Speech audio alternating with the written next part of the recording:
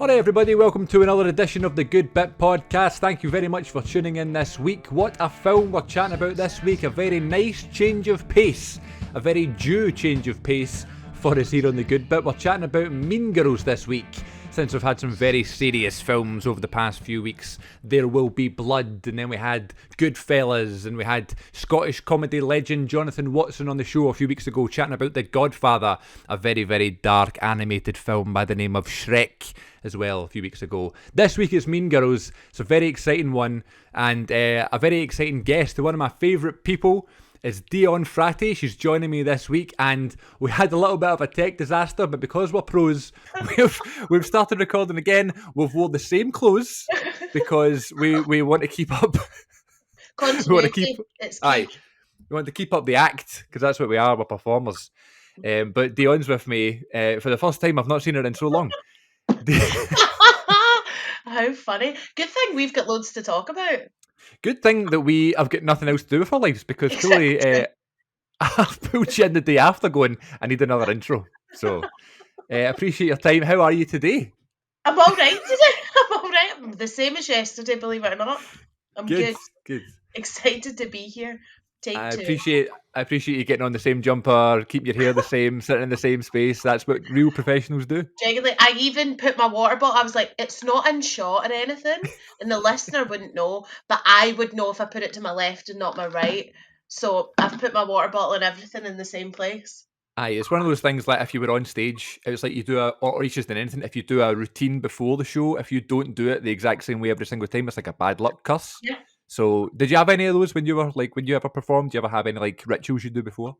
I mean, always have to do a warm-up, and you know what my warm-up's like, very dramatic and theatre-y, that everyone's like, But shut listen, up. they worked and they were loud. Listen, this voice is strong, and those warm-ups are the reason. But you know, one of my friends, Jen, has this really weird one.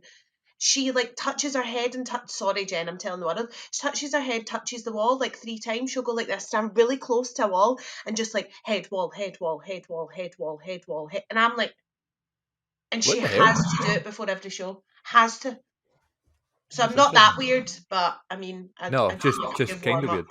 Yeah. I never really had that ritual. I just kind of would try and warm up and stuff, but I had like music I'd always listen to. I like to pretend I was like this mad athlete, you know what I mean? That would like listen to songs that would kind of get them ready. And I always liked going to the theatre early and like chill out when there was no one there. I don't know what it was about an empty theatre.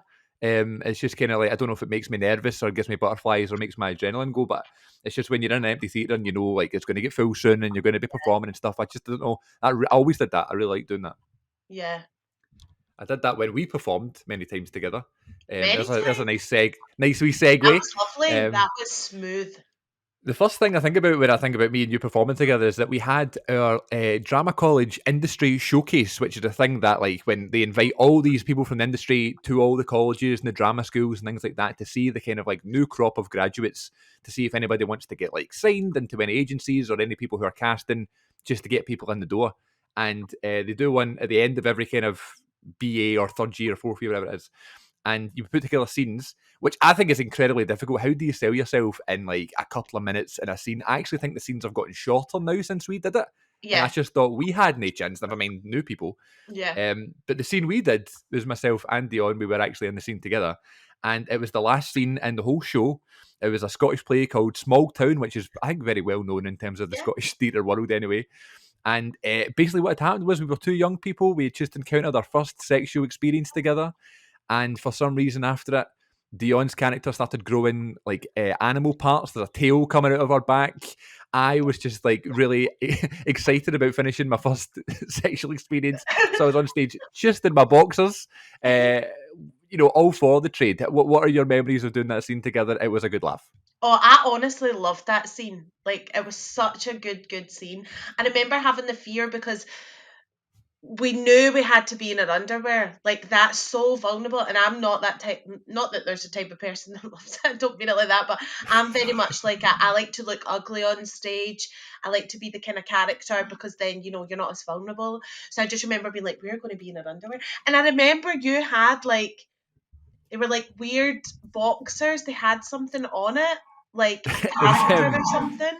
it was like, I think it was like in green boxes with like pictures of aliens on them or something. Yeah, it was something like that. It was something weird, but you were playing a teenager, so that's why they were Right. like had something on them. And I remember you obviously stuffed them, and you just kept getting me to look and being like, Dionne, does it look okay? Does it look normal? Does that look what a bit? And I'm like, a bit to the left. Yeah, that's fine. And I remember how natural it felt me just looking at your package and these green alien boxers and being like, yeah, bit to the left, looks smashing. Your willy looks great. Let's do this.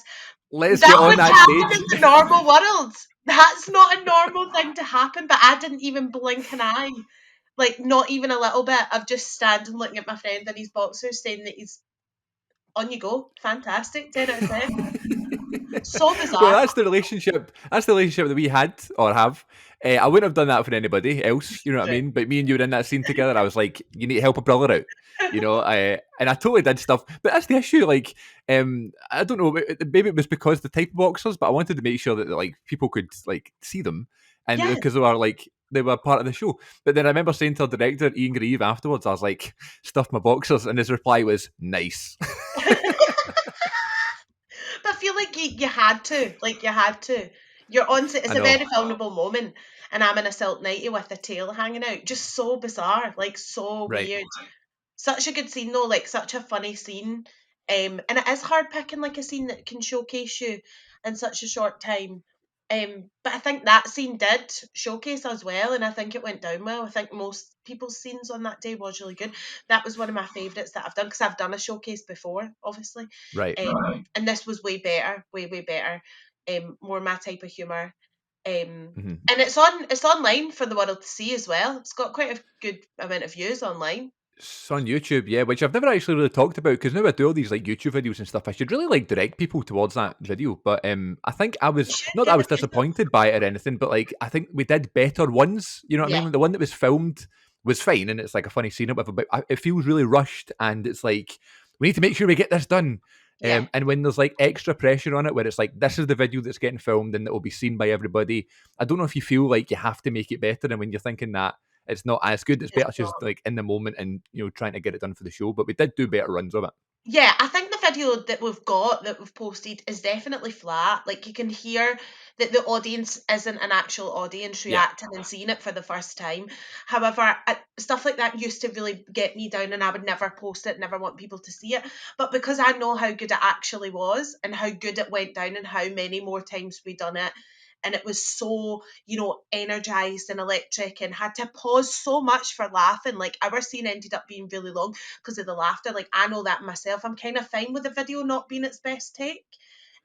Which I think comes with age as well. Because a couple of years ago, I would have been like, "No, I don't want anyone to see it." And now I'm like, "Yeah, go watch it. I like myself in it. Like, yeah, cool." yeah, And then like exactly. And kissing then in his boxers, and we're funny.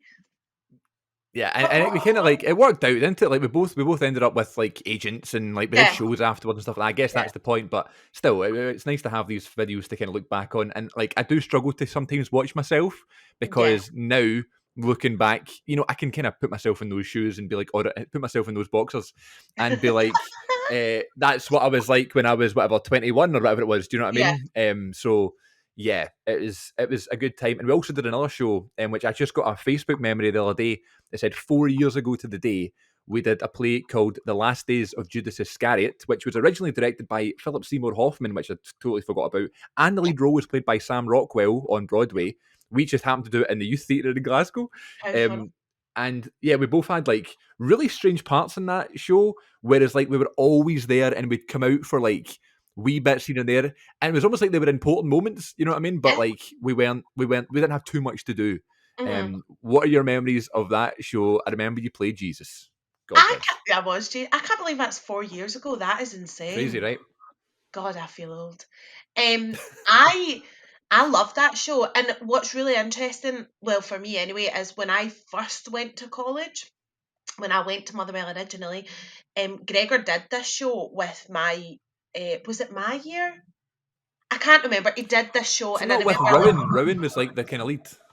yeah, so it would have been my degree year if I had stayed on, Right, but I left. No, right. if I got in, I don't know if I would have got in if Gregor listens. But he did it with that year, and I knew people in it, and I liked the play. It felt long at the time, and it felt long when we were in it as well. But I remember liking it and thinking it was good. But there was a part in it, St. Monica, who I ended up playing, who I have been in love with since I've heard of this play. Like, I've been in love with it because my friend also did it at college, and she played St. Monica, and she was incredible. And this character was just like amazing, like this big, loud character full of sass, energy, and just had these monologues like maybe twice throughout the show. That was all she was in. She just came in, did it, left. That was it. And I fell in love with her. And I remember when we got split up into the two groups and we were doing Judas, I was like, oh, I really want St. Monica. I really want St. Monica. Please, please, please. And looking about the class, I was kind of like, I don't think anyone else would be cast as St. Monica. Like, I don't. I think it's my casting. I think they could take a risky casting and like cast me as a different part and put me in a risk, and then give someone else St. Monica and do a risk. But I think they're going to play it safe. So I was absolutely buzzing that I got St. Monica. And then when they cast me as Jesus, I was like, and I don't think he wanted to cast me as Jesus. I still stand Really? by and tell everyone this story. Gregor only cast me as Jesus because no one else was available to play it. And I don't think he regrets it. I think he's glad that it happened. But I genuinely believe that Gregor tried everything possible to make me not Jesus, and then went, no one else is free. Like, it doesn't work logistically for anyone else. Right. So it's going to have to be Dionne. And then I was Jesus. And being Jesus was pretty awesome, actually. I think I was quite good at it, if I do say so myself. But we just had the kind of parts that we just swan in on stage, have like the limelight for a couple of minutes, and off we go. That whereas like Ross and Rachel were literally on for 3 hours, pure putting a shift in. I'm like, I'm just Mate. going to come on, get a couple of laughs, off I go. I Rachel Keeler, who was on the show a couple of weeks ago, Yeah, who was like the lead in that play, and she was on stage. She was, it was like a court case, and she was like the defendant or whatever, and she was on. It was like a 2.5 hour play with like a quick break in the middle, and it's all. I mean, it's so dialogue heavy, which is what our director at the time, Gregor Duncan, loves. yeah, So that was it was great fun, and I loved that. Like the role I was playing, I had this big monologue at the end and stuff. yeah. Um, and you came on and you had this scene with Ewan, who played, I guess, the lead as well, Judas. And was it not a case like on the dress rehearsal, like he was so unwell, we actually thought, are we actually going to get to put this show on tonight? I was just about to say, remember Ewan was like ill, like so ill. I honestly was so, that day was really stressful for me though, because I was in a mood because everyone was having fun and I wasn't, because no one was holding doors for me. No, because basically what happened is the full show happened, and then everyone is finished. They all leave the stage, including like Ross, Rachel, who were in it the entire time, and then it was just me and Judas in this really silent, beautiful scene.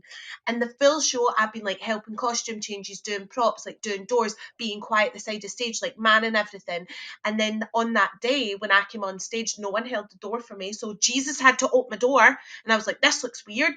And then no one got my costume thing. So I was angry. And then when I got on stage, all I could hear was everyone talking off stage. And I was like, I have been backstage for 2.5 hours. And you now I wanted to, absolute idiot. Why did I care, Dionne? You were obviously stressed. I had other things going on clearly that I've taken out in them. But anyway, and then I remember standing with Ewan, looking at him doing this beautiful scene, be like, my son, blah blah blah blah. And he's looking at me and I'm like, me and Ewan are good friends, do you know what I mean? I can tell when there's something wrong. And he's like looking at me like, nah. And I'm like, what's going on, my son? Like, you all right? My Gregor's son. loving it. I just feel like I was in Jesus. Gregor's loving it, absolutely vibing, and everyone's talking backstage. Ewan's looking at me like he's about to die, and I was like, "What's going on?" And then he just sprints past me, and I was like, and it took a second. It genuinely took a second because Gregor didn't speak for a while. So I held it, being the professional that I am. I'm like holding the centre stage, being like, oh my God, what's just happened? You ran off, and I'm currently Jesus. Like, will I just say a monologue or something?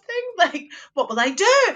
And Gregor was like, Dionne, what's happened? And I was like, you're ran off being sick, and no one's got to check on him because they're all too busy talking. Like, such a dick. Like, dick.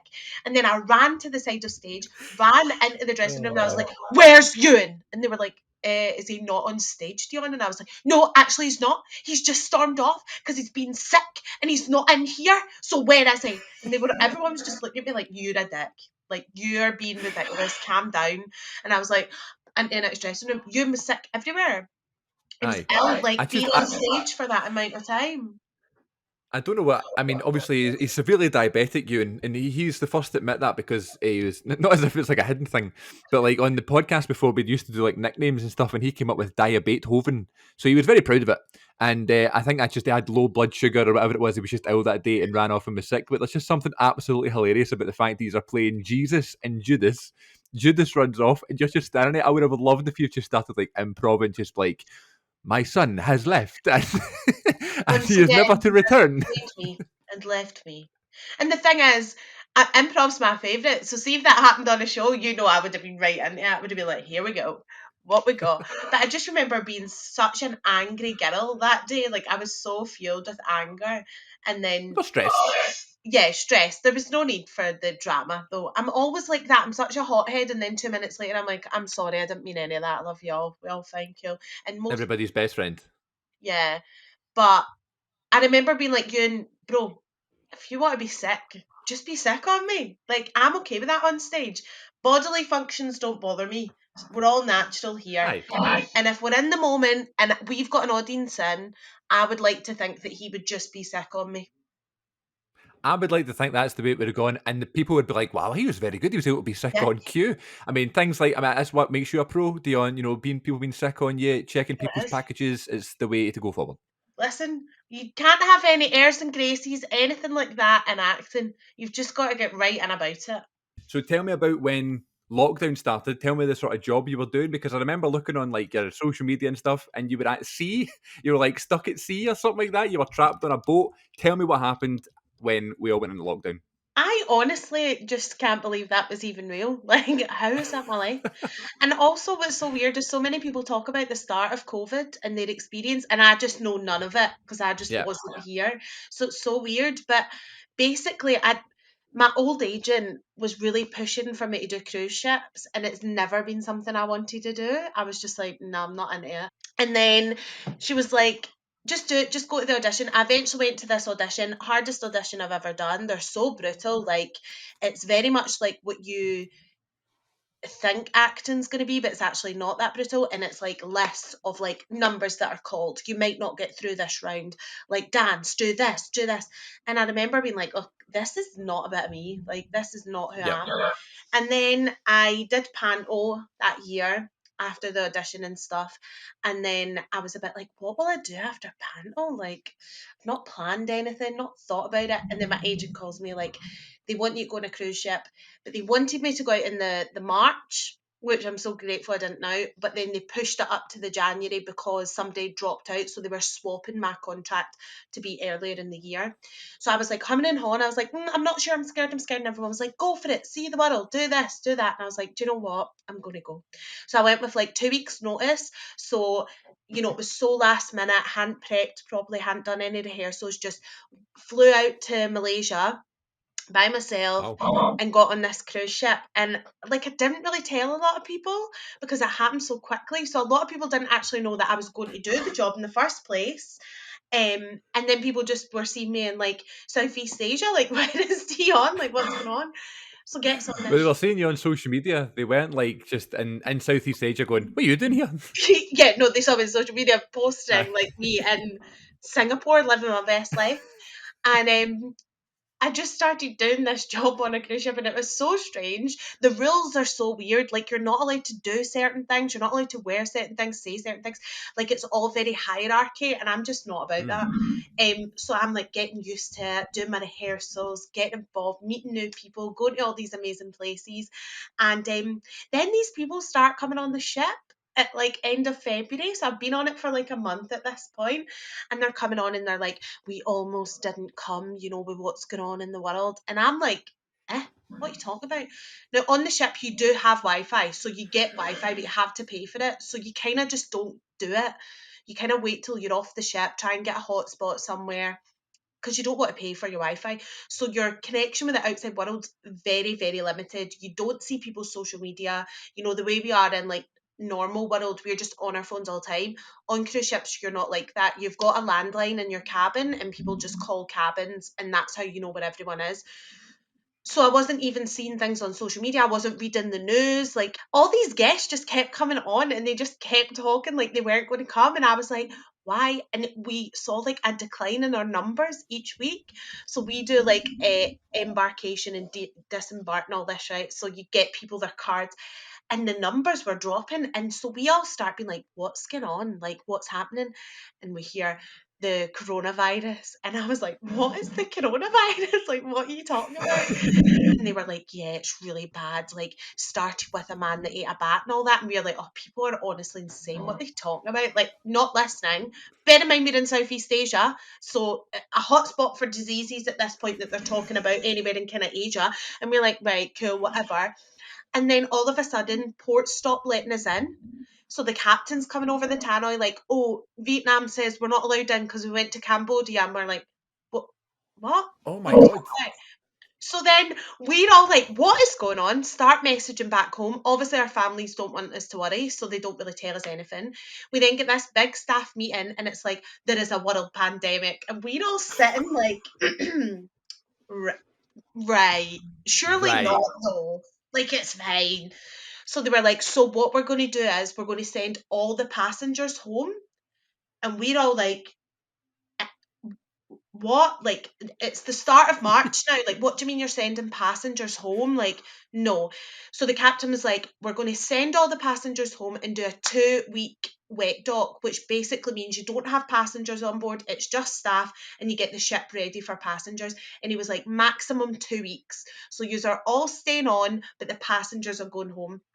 So Friday the 13th, none other, on Oh, March, we're sending all these passengers home, and there was a Scottish couple on our ship who was like, come home with me, hen. You need to come home with me. I'll drive you home. We stay just in oh my Edinburgh. god. And I'm like, I'm not going home. Like, it's 2 weeks. Like, it's Aye. fine.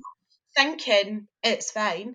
So we charter all these flights, got all the passengers home. We're sending all these people up the road. See you later. And they're all like crying, feeling sorry for the staff, trying to give us tips, trying to like tell us to come home because they're so concerned. And we're all like, what he's talking about is fine. Aye, stop overreacting. Yeah. Yeah, you're genuinely like, use it all too much. Like, just got up the road.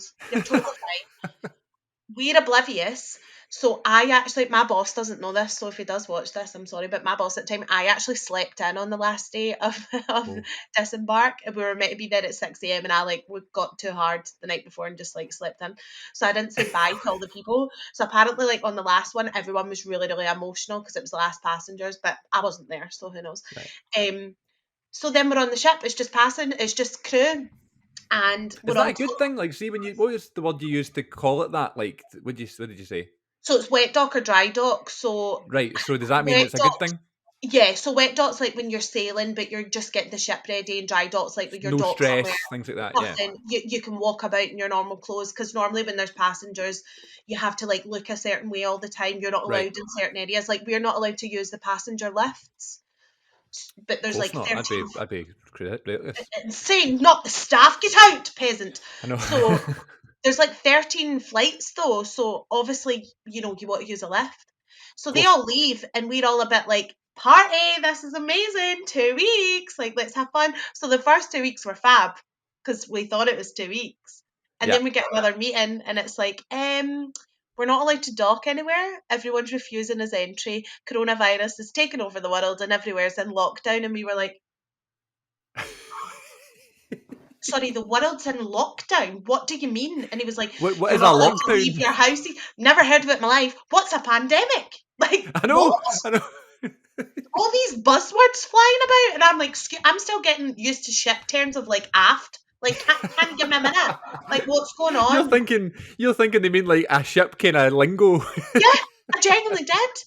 I thought it was. And when they're talking about Oh quarantine and man. self isolate, I'm like, what? Quarantine? What is that? Right. Like, I can't take. No, stop now. I And there's can't. like 900 crew just sitting in this theatre with Captain Chris, like, who was an amazing captain. He really was the best captain, kept us Not all me. safe. But not you, another Chris. I'm captain of this production. Yeah, but not of mine, not of my COVID dreams. But he just was like trying to get a plan together of how to repatriate us all back home. Oh my god. Repatriate, never had heard of that word either before. I haven't heard it until today.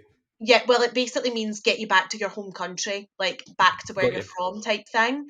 Um, but nobody would let us in. Nobody would let us dock. Nobody would let us do anything. We couldn't get a pass through the Suez Canal. So what turned into be 2 weeks was supposed to be at sea. It ended up being 82 days stranded at sea, which was short compared to some other people was over the 100 mark. And we weren't allowed to get off the ship. So we were in Southeast Asia.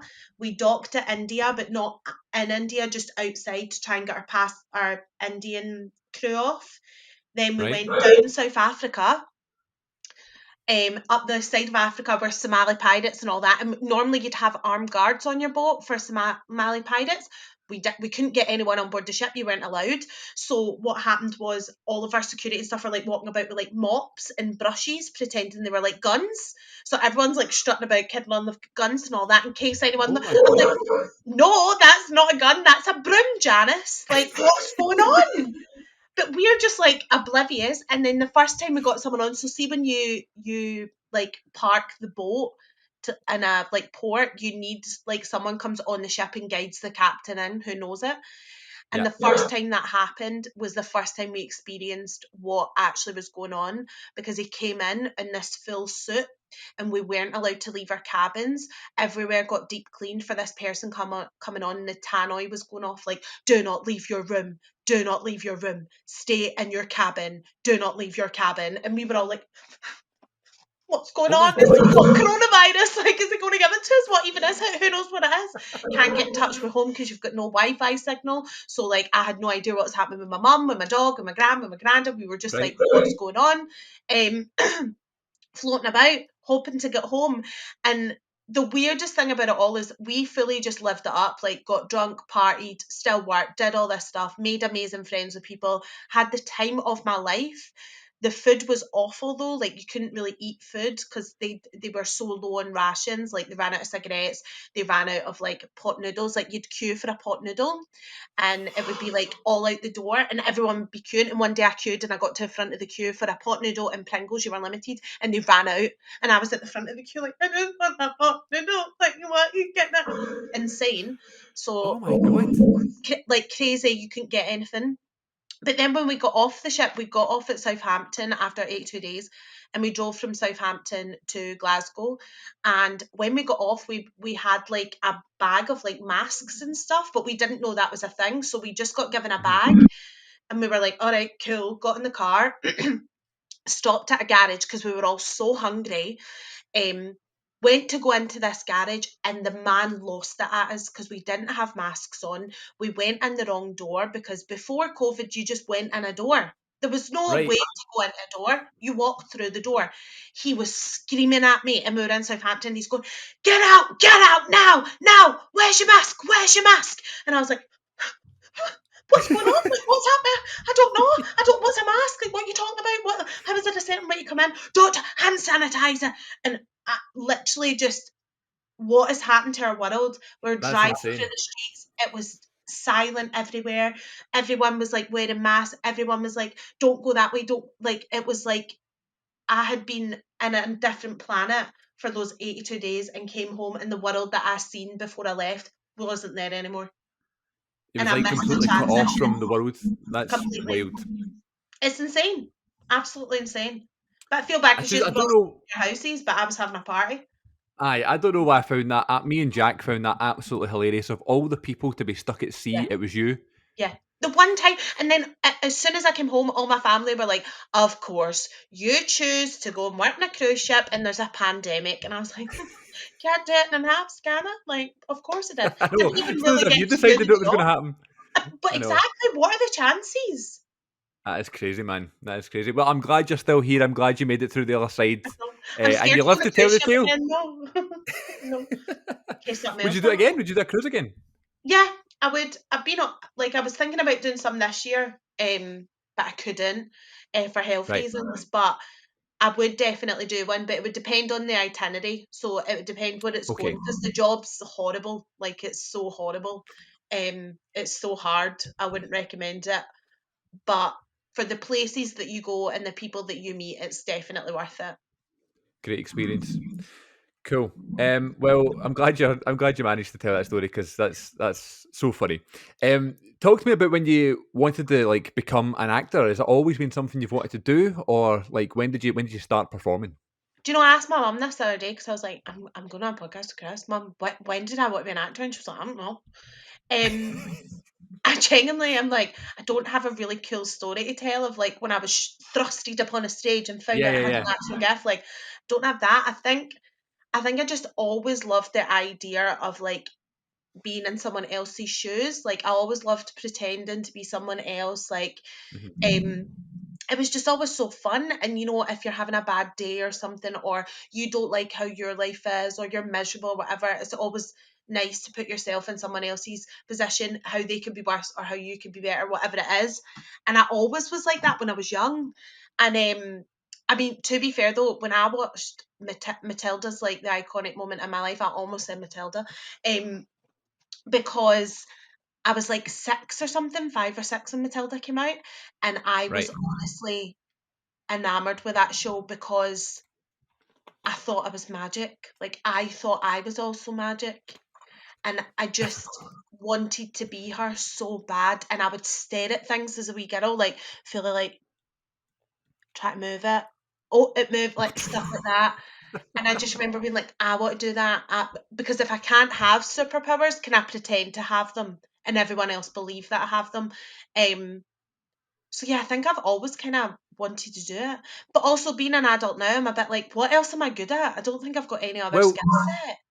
that's my thing as well. I can't remember like not wanting to do it and not thinking about it because like I kind of made the decision that I was going to go and study it right later in school. But even before that, like I was still doing shows here and there, and I would always Yeah, like write stuff and pretend to be, you know what I mean? Like I was always doing my own stuff, like doing my own YouTube channel and stuff like that. Like when I was so young, you know what I mean? Like it's all part of that yeah. kind of like as you're growing up and developing what you're into, you know?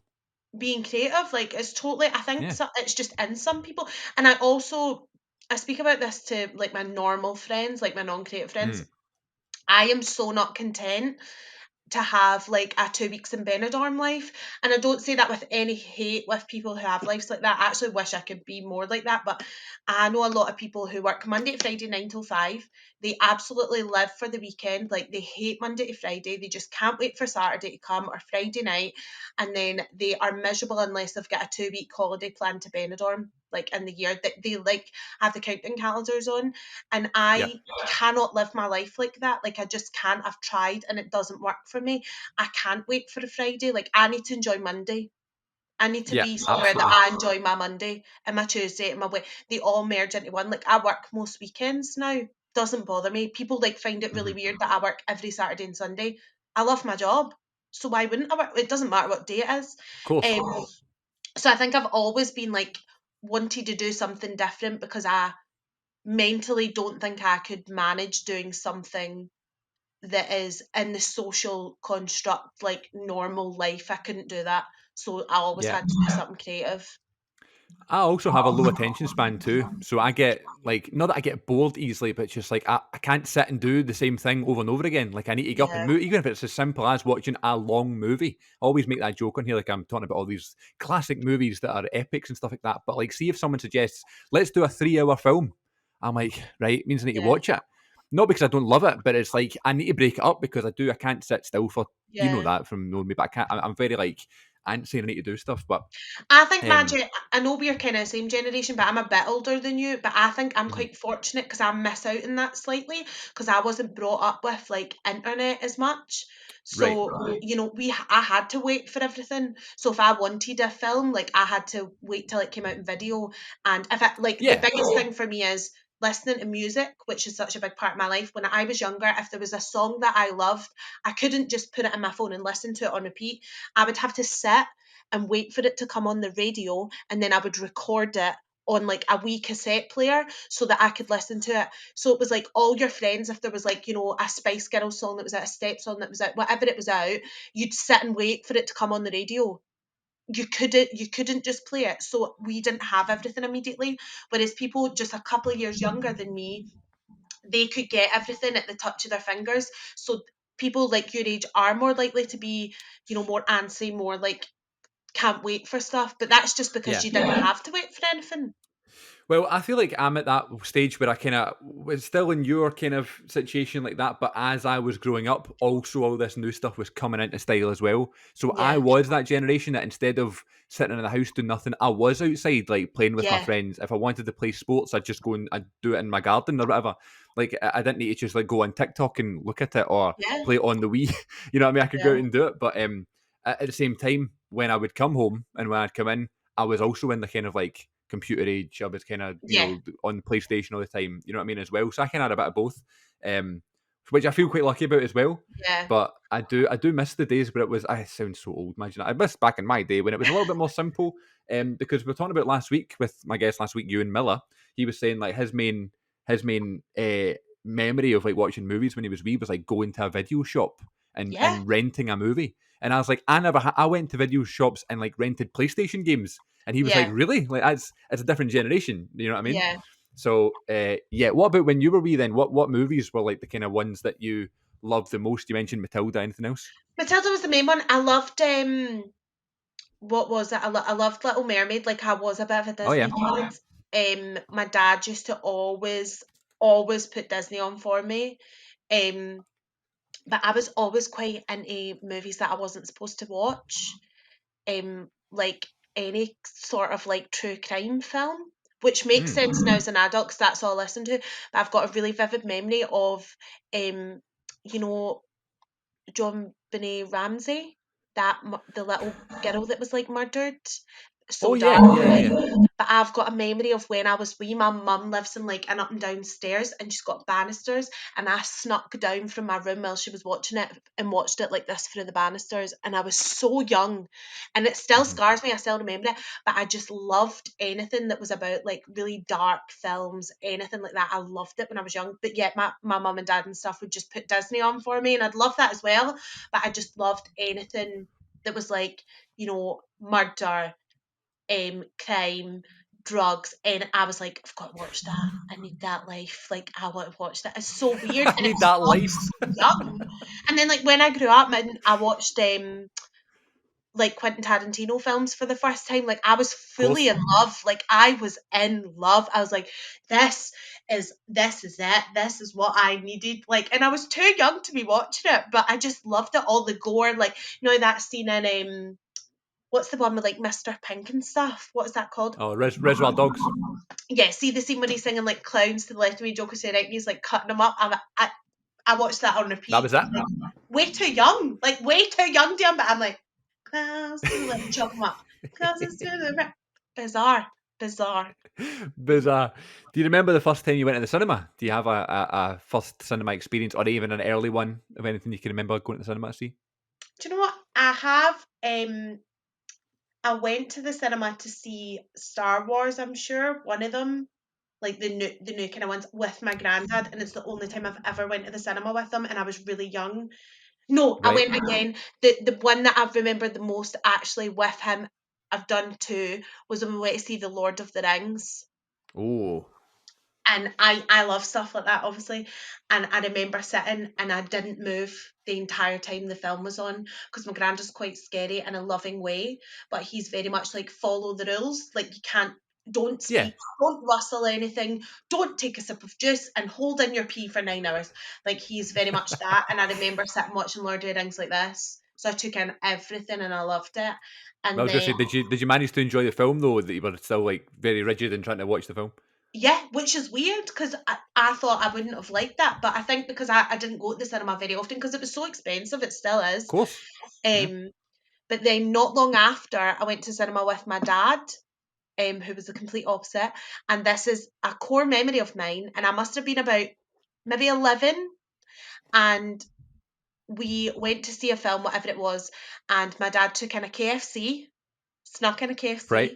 snuck in a full bag of sweets. Now, this is how long ago this was, right? So bear this in mind. We got in and we sat in the seats like that are above the bridgeway that you walk Mm-hmm. in the cinema. He took his shoes off. He put his feet up there. He ate his KFC. He spoke the entire time. He answered his phone and he had a cigarette in the cinema During the film. during the film.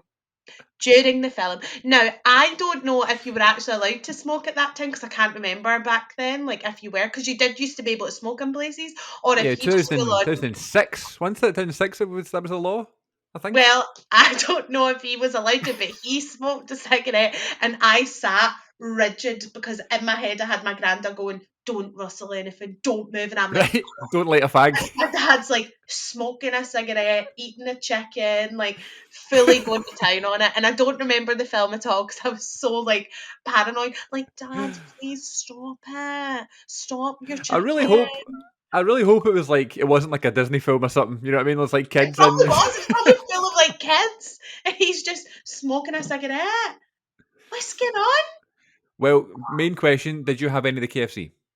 I didn't eat a single thing because I was terrified. All right. That's so funny. Um, I'm quite strict when it comes to like other people in the cinema. Like, see, as if anyone does anything to disturb other people, I'm like that, like huffing Yeah, and puffing, standing up, not happy. And I don't know if it's just because now I go to the cinema often, or maybe it's the actor in me knowing what it's like being on stage and yeah. there's audience members like being distracted and stuff like that. But like I've had people like answer the phones and stuff like that. It's not that bad, but I guess it's like a continuous conversation and it's about time you need to kind of say something to someone. But Yeah, again, different time, different time. yeah. Totally. Bizarre. Do you not Bizarre. remember what the film was? No idea. No idea what I saw. Like, not got That's a so clue. funny. Although That is I do funny. remember that in the cinema, my most amazing experience of the cinema was I went to see the Spice Girls movie with my auntie.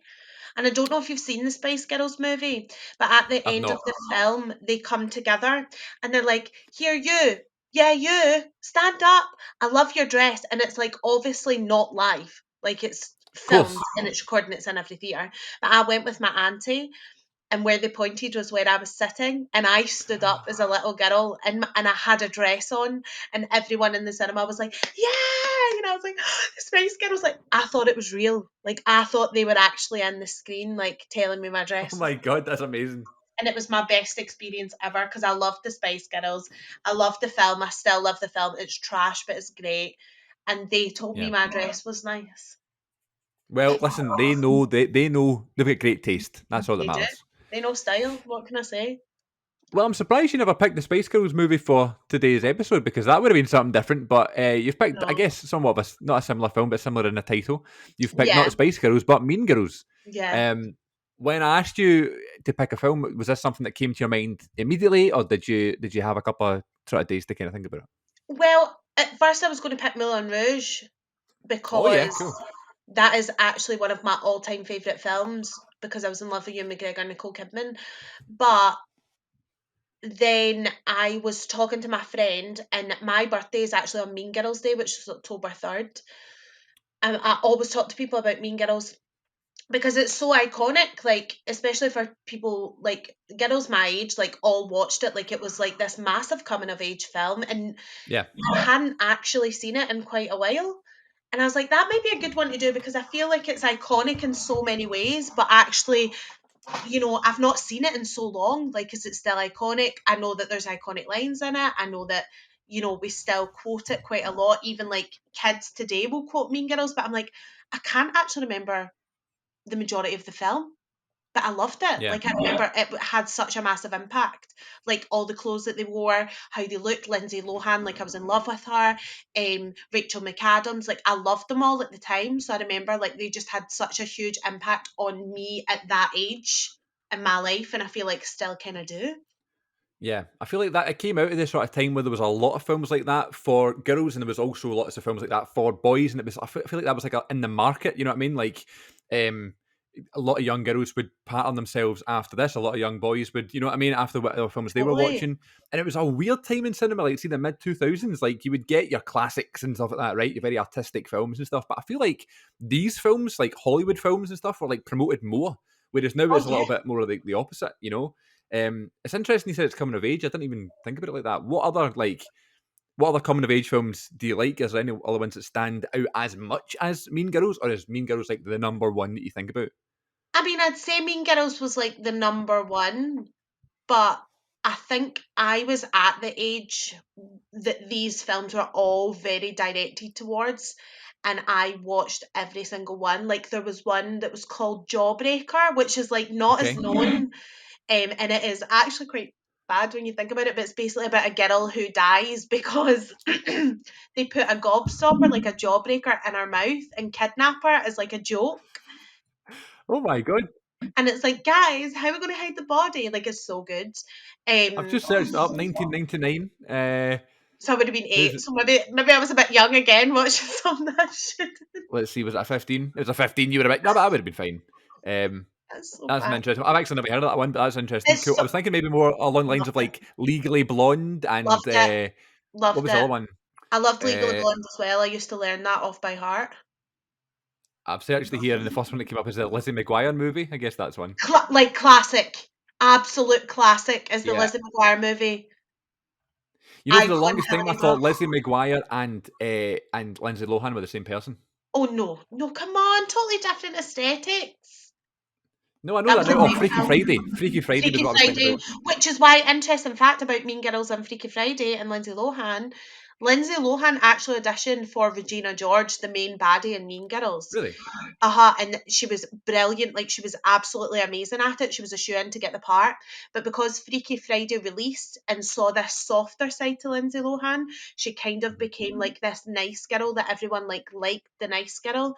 So they were like, we can't make her the bad one because we've changed their opinion on Lindsay Lohan. So changed her to be Katie Wow, because of it. that is And also interesting. Freaky Friday actually affected Mean Girls. That was a great film as well.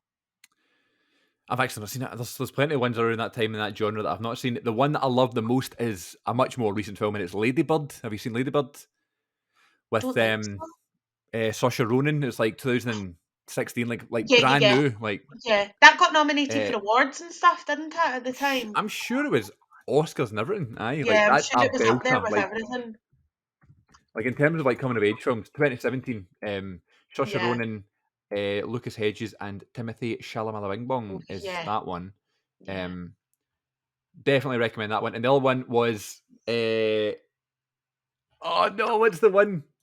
I'm so sorry. I should know this better. It's called Booksmart. That's the film I'm thinking Oh, about. Booksmart. Booksmart. Yeah, yeah, yeah.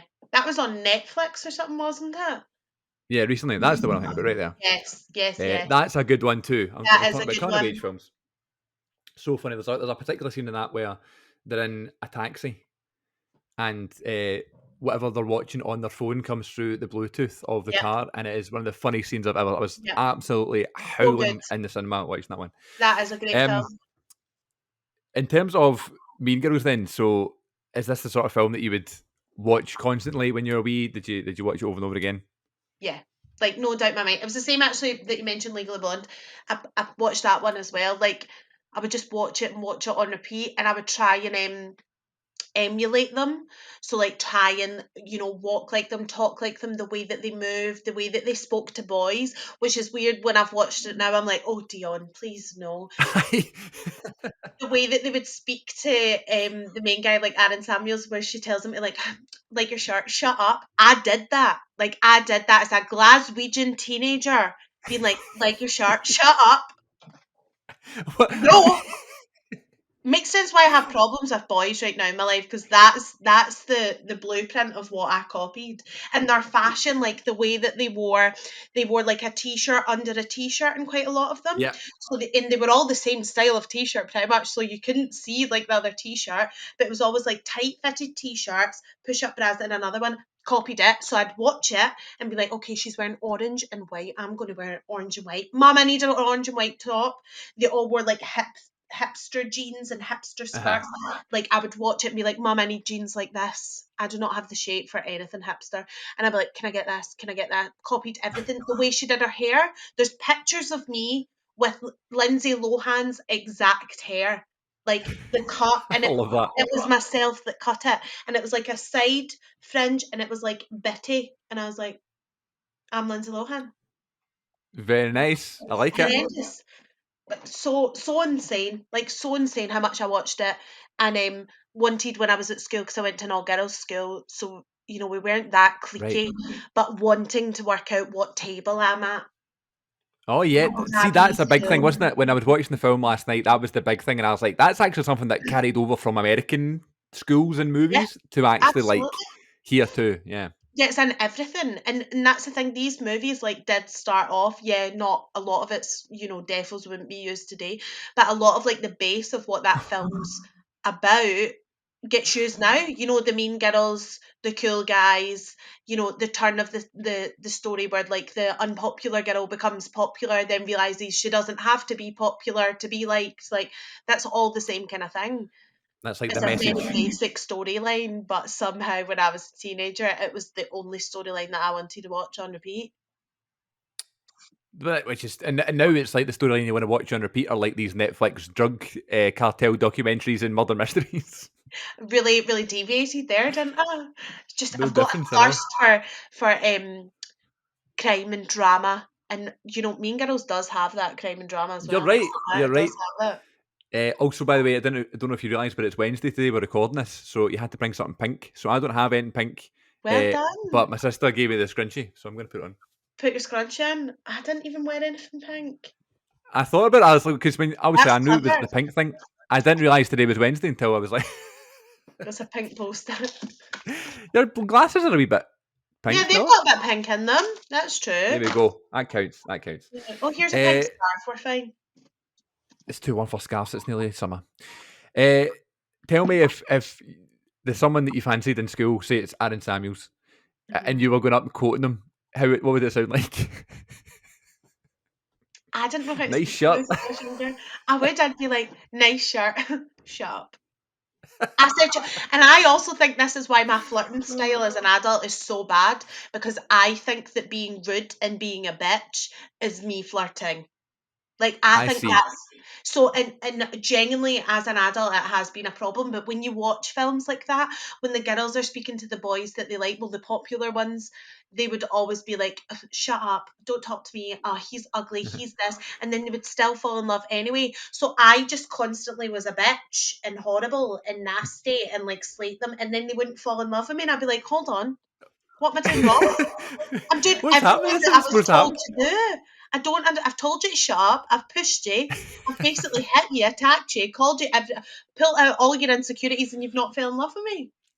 Well, another thing that's kept on from these films as well is things like the rules that you have in like teenage sort of situations. Like for example, you can't like the same person as your friend. Yep. If it's someone's ex, you can't even speak to them. Things Yeah. like that. And like I was watching that, I was like, people have actually taken this from the film and like incorporated into real life. I am not joking. You asked nearly every woman my age, and they followed Mean Girls rules. Of course. Like you had to, and also I can bet you money that so many of us girls had a burn book as well, because I had a burn book too. Right. Toxic, This is what I was going to horrendous, ask. but I had it. This is what I was going to ask, right? So the burn book was really interesting for me because I never had a burn book, right? But we were able to, what were they called? Like in school, we had things called like busy books, I think it was. Uh And huh.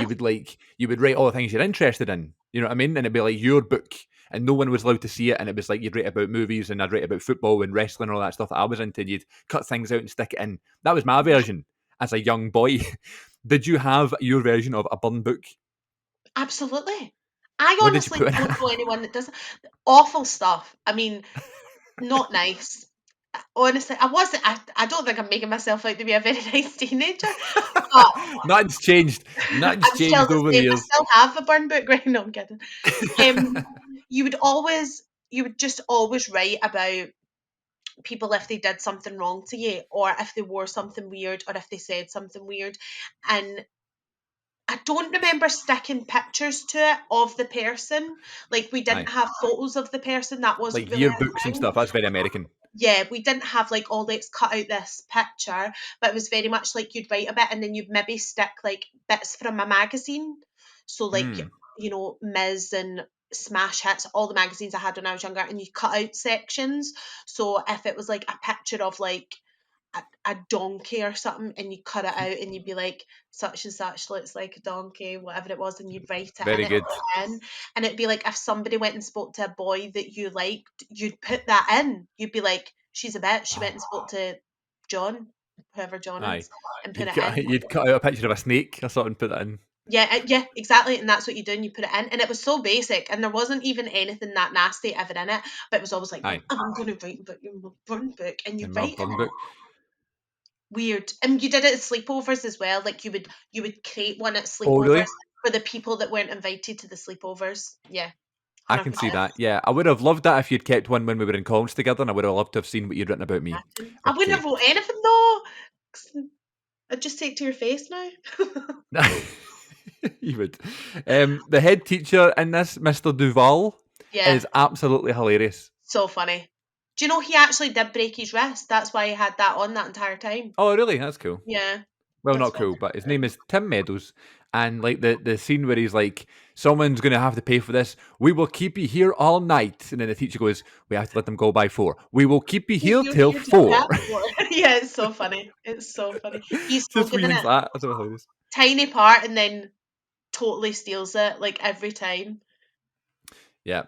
And the film I thought got better and kind of funnier as it went on. This was my first time watching it, by the way, and it was one of those ones where I'd always say I'd never seen Mean Girls, and folk would like freak out about it. They'd go, Yeah, "What would you mean you've never seen Mean Girls?" It's like this, Bridesmaids, Pitch Perfect, like all these films yeah. that I just never saw when they came out. But recently I watched Pitch Perfect, wasn't the biggest fan, and then Mean Girls. I preferred Mean Girls to Pitch Perfect, I must say. So good. It is like there is parts of it now that you'd be like, oh, that's not okay now. And it's quite interesting Definitely. for me because I did watch it when I was younger and didn't blink an eye at any of it. But obviously culture has changed and it was really toxic back then for a lot of things and it was very stereotypical, but we just accepted it when we were younger. So it's nice as an adult to go back and go, yeah, that wouldn't happen now. But the kind of main characteristics of the film still stands. Like it's still great. And Like, some of see the what you're acting in it's saying. brilliant. Literally about like carrying on what they were doing in your real life, like for example the burn book, and then like the toxicness of it, and then like bitching about people and stuff, like all that stuff, because it's so influential at that time. And just even I think even if that was still a thing, you wouldn't get that in films now. But if it Yeah, was, I think young people would still do that, and just because they see of it on course. TV and movies, I think that idea has not changed. You know Yeah, what I mean? Um, Two parts that near the end of the film that I just had me absolutely howling. It totally like, changed like the kind of perspective of the film. There's a bit where there's like two like Asian people speaking to each other, and it's like subtitles come up. This film's a 12, right? yeah, And they just come out the subtitles with the N word. yeah, I just couldn't believe it because yeah, the worst kind of bad words in this film is like slut and things like that. Do you know what I mean? It's not that bad. Obviously, the theme of like drinking and like sex and stuff like they have to make it a 12, but that's just like so much. I just yeah. couldn't believe it. I was howling at that. And the second part was when this is going to be a spoiler for anyone who hasn't seen Mean Girls, but when Regina walks in front of the bus, like I just did not expect it coming. Like No wonder. it totally shook me. Oh my It god, was genius though, was that because a I big remember moment? watching it for the first time and like, oh my god, Regina! Like I thought they killed her off. I thought she was gone. Because I then the genuinely, voiceover's like, and that's how Regina died, and I was yeah, like, no way. yeah. It's so funny, like so funny. Um, but they were going to make the film. The film was supposed to be a 15 because you know how in the burn book where it's like the girl kisses the hot dog. Yes. There's a bit about that. It was originally that it was a frozen hot dog, and she did Oh, I more than see. kiss it. So they had Right. that in the movie, and they said, "Look, take that out, and we'll make it a 12." So they Ah, still kept interesting. the rude word in, but took out the frozen hot dog, and that's how they got down because they were like, "That's our target OMG. audience, is that age group." And what a difference in society that is allowed, but the other thing isn't now. Yeah, Oh my god, insane, crazy. insane that That's that was crazy. okay. And then there's also like chats about Karen like getting with her cousin, and I've got a story that I almost thought I got with my cousin, but I didn't. But we're not getting into that. But genuinely, I remember at the time when people used to call me cousin Shagger. I was like, oh my god, I'm Karen and Mean Girls. Like I've got with my cousin. Like, but how is that appropriate? Like, you know, validating incest because it's our You have first told me film. that story before. That's right. Yeah, I but remember no that one now. on here needs to know that story, and it's fine. And it wasn't my cousin, so we're okay. Okay, everyone. Okay, let's move on. Um, so this is a new kind of thing I'm talking about. This is the Good Bit podcast. Can you tell me what you think the best bit of Mean Girls is? Oh, that's so hard. Oh god, that's funny, man. That's hard. Or your favourite bit? I think I think I'm going to have to say the scene in the gym hall.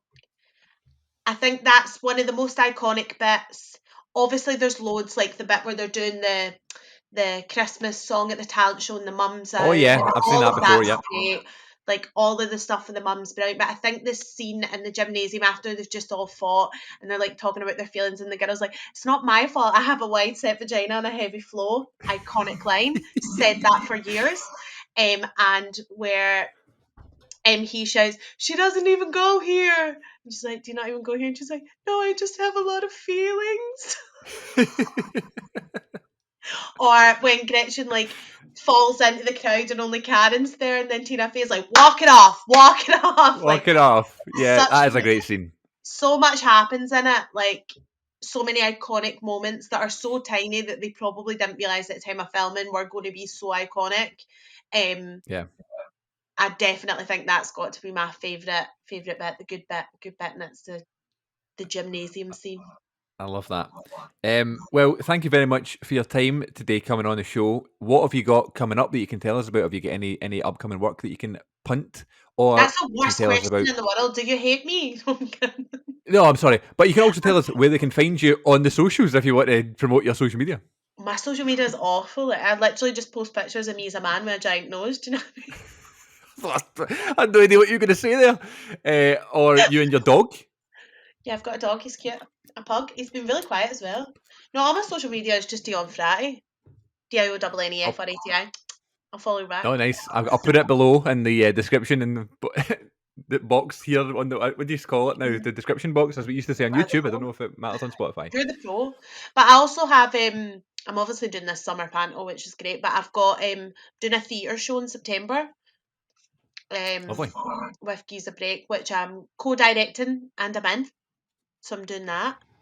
And then I'm doing panto, so that's kind of the three things I've got lined up so far. Great. As you say, job's a job, and I'll come and see you at. I'll come see you in all the things, but the one coming up in the summertime, I'll definitely be there because I know many a folk in it, and I'm buzzing to see it. You do. Exciting time. Yeah, so that'll be fun. All right, thanks very much, Dionne, for coming on. Thank You know I love you. I've got lots of love for you, and we will see everybody next time on the Good Bit Podcast. Thanks for listening, everybody. Take care of yourselves, and we'll catch you all down the road.